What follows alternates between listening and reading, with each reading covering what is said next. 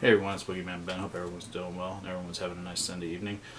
This is another video from Michael Vorhees. He asked me to do a breakdown of all of the Nightmare on Elm Street films. So this will be 8 films in the series because I will not be including Freddy vs. Jason, which was a part of my Friday the 13th countdown that I did for Arkham Knight 84. I gave that movie a rating. So this will be Nightmares 1 through 7 and then of course the remake. I'm going to get started now. There's going to be no cuts. It's just going to be straight through. I'll give a rating and just say a little bit about each film and what I like about it or what I don't like about it. And that'll be it. And I hope everyone enjoys this. Michael, this is for you. Hope you enjoy this video. So first off, I have the original Nightmare on Elm Street collection, which was the first DVD set of this series.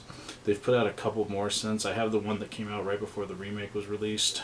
I do not have the one that was brought out, I believe it came out, it was a European release, and then they brought it out here in the States. I know Best Buy had it. It was like an exclusive at Best Buy, but I've seen it at Fry's, I believe. I've seen it there too. And unlike the Friday the 13th films, I don't feel the need to buy every Nightmare on Elm Street release. Don't ask me why, but eventually I'll get it. But it's just not something I have to own right now. But I really like this set still. It's got a lot of nice features. It's got the booklet, which has got some pictures and just, some stuff about each of the films. We'll run down right there. And as well as the 3D glasses for the last segment of Freddy's Dead, The Final Nightmare, which is a separate, it's a separate feature on one of the bonus discs, I believe. But anyway, I'm going to get started. And of course we will start with Wes Craven's original Nightmare on Elm Street, released in 1984, starring, of course, the amazing Robert Englund as Freddy Krueger. You also have Heather Langenkamp as Nancy Thompson. You have Johnny Depp in one of his first starring roles as Glenn. You have John Saxon as Lieutenant Thompson, Ronnie Blakely as Nancy's mother, Mrs. Thompson. And it's just a very scary film. I still think this film, wonderfully directed by Wes Craven, just absolutely terrifying. He wrote a creepy story, and I love the way that Freddy is played in this film. He is just in the shadows, very dark, very sinister, not the kind of cartoonish character he would become in later sequels. He's very dark. There's some great scenes in this film. The scene in the alleyway where his arms stretch out really wide, where he's chasing Tina, played by Amanda Wyss, who I really love as well. And one thing I like about this film is that you think that almost she's going to be the star of the movie if you've never seen this movie before, because it starts with her character and then what happens to her, and then it goes into the Nancy character. And I love Heather Langenkamp. Everybody in this movie is great. But I love the scene in the alley where Freddy's pushing through the wall. I think that scene is tremendous. Of course, what happens to Glenn in the bedroom with all the blood gushing out of the bed and everything. And there's just some really scary moments that I think still hold up very well. This movie is easily a 10 out of 10. Love this film 100%. Still think it holds its terror, and it was one of the scariest films I remember growing up. With Freddy and Jason and Michael Myers, you felt safe in your home, but in this, with Freddy, he could kill you in your sleep. What a creepy concept. Just amazing film. So 10 out of 10 for the original Nightmare on Elm Street. From here, we go to Nightmare on Elm Street 2, Freddy's Revenge. This would come out a year later in 1985. Starred Mark Patton as Jesse. You had Kim Myers as Lisa. Of course, Robert Englund would come back as Freddy Krueger. You'd also have Robert Ressler as Grady. This one was a little bit different. This is more of a possession story, and a lot of people don't like this film. It's gotten the term gay Nightmare on Elm Street because, of course, the main actor, Mark Patton, is gay. There are a lot really strong homosexual undertones in this film, but it never bothered me as a kid, and it doesn't bother me now. I think this movie is very good and very scary, and I don't understand why people write it off like they do. This movie, I would have liked to have seen Nancy come back, but, I think that the new cast holds their own. I was never bored. I think this movie is really good. It shows sort of like somebody deteriorating from the inside as Freddy takes hold of Jesse's soul. Really some creepy scenes in this film, especially in the boiler room power plant at the end of the movie, the showdown between Lisa and Freddy. 10 out of 10 for this one. Love this film. I think Jack Shoulder did a great job directing this. I have no problems with this film, so excellent film. Now we are on to Nightmare on Elm Street 3, Dream Warriors. This would come out in 1987. What was great about this film is not only were you introduced to cool characters like Kincaid, played by Ken Sagos, and Kristen, played by Patricia Arquette, but also Heather Langenkamp would return as Nancy Thompson to face off against Freddy and save the last of the remaining Elm Street children, who are now in like a halfway house type asylum, where because they are being terrorized by Freddy and they are trying to stay awake, and they're also talking about the drug Hypnocil, which is supposed to, dream suppressant type thing. And Dr. Gordon, I can't remember what his name was real quick. Craig Wasson. He's really good in this. Also, Lawrence Fishburne, known as Larry Fishburne, and this was one of his first movies that I remember seeing him in. I thought he did a great job in this as well. This movie is awesome. It's probably, I love the first two Nightmare on Elm Street, but this one, if I had to say the sequels, is probably still my favorite, even though I'm going to give it the same rating as I gave the first two. 10 out of 10 for this one. Love this one. There's some great visuals in this one. The snake that pops out of the ground that's eating Kristen, the scene with all the mirrors, the scene in Freddy's sort of hell, the boiler room, and the dreams, when the Dream Warriors attack Freddy and fight.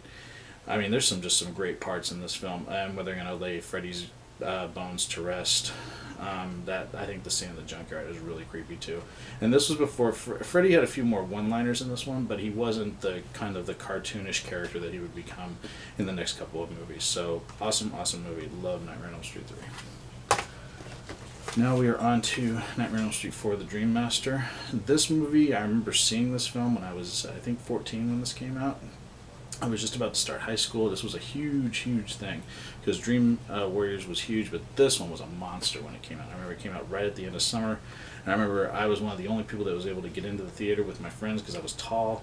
So they let me in without checking asking me how old I was. I didn't really have ID back then, so I was 14. But yeah, they let me in. My other friends who were a little bit shorter than me had a hard time getting into the theater. But this was a big event going in to see this film. I had a blast with this film. My one reservation about this film is I hated the fact that they killed off the remaining characters from Nightmare on Elm Street 3 Dream Warriors so early in the film. Also, I was disappointed that Patricia Arquette was not reprising her role as Kristen. Tuesday Night did okay, but she just didn't have, I felt, the dynamic with the Kincaid and Joey characters like Patricia did in the last film. So that was my one gripe against this, but I do love Lisa Wilcox. I thought she did a great job as Alice. Loved her in this film. Robert Englund again brings it. A lot more Freddy kind of one-liners in this one. It's a lot more comical, less on the scares than the first three, but still a very fun film. 9.5 out of 10 for this one. Absolutely love this film. I think Rennie Harlan did a tremendous job directing this. Let's see. Now we are on to Nightmare on Elm Street 5, The Dream Child. This is where the series started to get a little bit redundant. It was very different. I think Stephen Hopkins did a good job of bringing the gothic kind of to this film. It's very gothic in tone as opposed to The Dream Master. I did think some of the newer characters weren't as interesting, but I did like the Mark character because he was a comic book collector. I thought he was interesting, and I liked the whole scene with the, I think it was called the Phantom Prowler, where he fights Freddy in like a comic book. I also like what happens to Danny with the whole motorcycle, the hell bike, or whatever you want to call it. That scene was really cool. But some of the other characters were just almost set up for the slaughter. There wasn't really any character development that was in the first four films. In this one, not as much. So, with the exception of the Mark character, I really didn't feel for the other characters in this. I did think Lisa Wilcox did a great job again as Alice, and the fact that Freddy is trying to possess her unborn baby's dreams and get back into what he has done after his defeat in Part 4 by her. I thought that was kind of interesting, but again, it wasn't not great, not horrible. But again, Robert Englund is amazing, and he is Freddy, so had a lot of fun with it. Not great, but not horrible. So I'd give this one about an 8 out of 10. So, now we're on to probably my least favorite film, Freddy's Dead: The Final Nightmare. Now, I saw this one in the movie theater. I've seen all of them in the movie theater except for 2 and 1. But I saw this one opening night. There's some problems I have with this film. Number one being, I thought it was a little too campy. Freddy is just, there's nothing scary about Freddy in this film. I thought that was kind of, a downer. It was a little bit too silly. I didn't like that none of the surviving characters from the other films would show up in this one. It was kind of just like a brand new cast. But it did show a lot of Freddy's backstory, which I thought was cool. There's also the scene with Carlos. That whole scene I think is great. The scene where the power glove I thought was funny. But outside of those scenes, I really didn't. There's nothing else that I'm really drawn to with this film. It's probably one of my least favorite in the Freddy Krueger series. If I had to give it a rating out of 1 to 10, I'd probably get it a 6 out of 10. Not like my favorite film, not horrible, but just not a favorite of mine. Not one that I would watch on occasion. So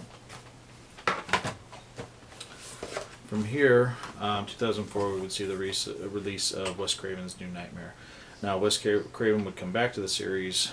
He did originally pen the screenplay for Nightmare on Elm Street 3, Dream Warriors, but it was sort of rewritten by Chuck Russell, who would go on to direct the film, as well as Frank Darabont. So this is like Wes Craven coming back full bore, writing and directing this film, and bringing back Heather Langenkamp, John Saxon, and Robert Englund. So all three of them are playing versions of themselves.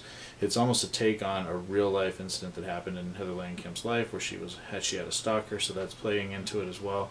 The other thing that's really interesting about this movie is that it plays on the fact that the Nightmare on Elm Street films contained this entity which has been called Freddy, but now that the movies have stopped and the stories are no longer being told, Freddy is coming into the real world, and Robert Englund plays himself as well as a very darker version of Freddy than we've seen in the other films. It's almost taking the Freddy character back to the first 3 films in the original series. It makes him much darker. He has like a different type of glove. It's got 5 blades on it instead of 4. It's got a bone kind of shape to it.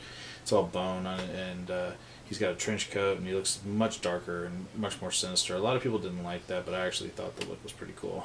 If I had to give this one a rating, I'd say it's about 7.5 out of 10.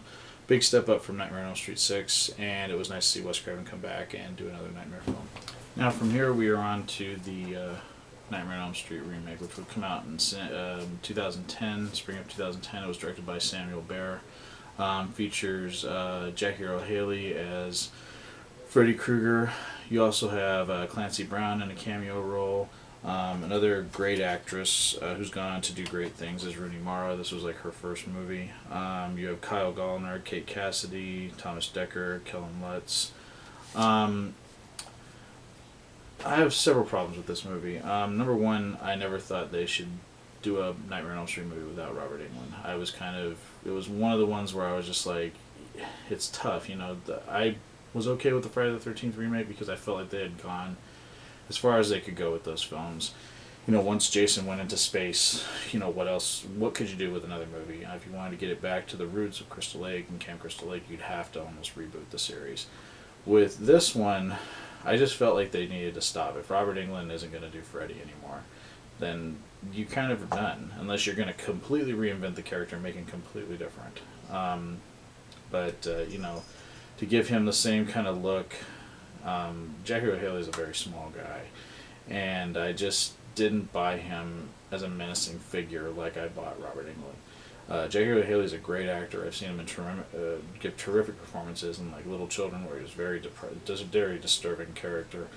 He was also great in Shutter Island. I loved him in Watchmen as Rorschach. I think it's like my favorite part that he's ever played. And I also liked him in Dark Shadows. I mean, he was great in that. I'm a fan of the guy, but I think he looked cool as Freddy, but there was just nothing about him that was menacing. And I also think the Rooney Mara's Nancy character is very boring. The one actor I thought that was good in it was Kyle Gallner. I thought he was great. He almost played the Glenn role like Johnny Depp did. I thought he was great in it, but the rest of the cast are very one note, and there's nothing really interesting about them. There's no character development. They're just kind of there to be set up to be killed. And the whole thing about Freddy being a pedophile, that was another aspect of it that, I don't know, they kind of brought it out in the open, but never really. I didn't feel like it was necessary. That to me, a lot of people said, oh, well, that was originally how Wes Craven was going to do it in the first movie, the original Nightmare on Elm Street. But I think it was just creepier that Freddy was a child killer, not a pedophile. And I thought that just kind of made him, I don't know, I don't like that type of subject matter. It just kind of bothers me. So yeah, I don't really, and I also think that the Samuel Behr's direction is not that great. There are some good scenes in the film, but with the special effect technology you have now, there was so many more things they could have done with Freddy to make him interesting, and I thought they made it just too boring. It was just, there was nothing interesting about that. Freddy could have done so many things, and there's a couple of lines where they're taken from the other films. I also thought the scene where Freddy's coming out of the wall looked terrible because it looked like a cartoon. The one in the original that Wes Craven did was so much more menacing. Yeah, there's just not a lot. There's not a lot of this in this movie that I could really give, a favorable review on. It's probably, I thought Nightmare 6 was my lowest, but I'm gonna have to say that this is probably my lowest rating for a Nightmare on Elm Street film. I'm gonna give this one a 5 out of 10. Like I said, there's a couple of good actors in this film. There's some interesting scenes. I think the Freddy makeup looks fine. I think Jack Haley looks creepy as Freddy, but I just don't think there's anything that makes him menacing like Robert Englund played the character. And I think that's why the film just, if you don't have a strong villain, you really don't have a strong horror film. And I'm sorry, but I just don't think this Freddy is particularly memorable. And it just made me miss Robert Englund even more watching it. So yeah, there it goes. That is my ratings for all of the Nightmare on Elm Street films. Michael, I hope you enjoyed this, and I hope everyone enjoyed watching this. I do plan to do a couple of more underrated horror film videos. I do have a special video that I'm going to be doing tomorrow night, and it will not be an underrated horror film video, but I do plan to do a couple more of those right before Halloween. So, hope everyone enjoyed this video, and I hope everyone has a great evening. Take it easy.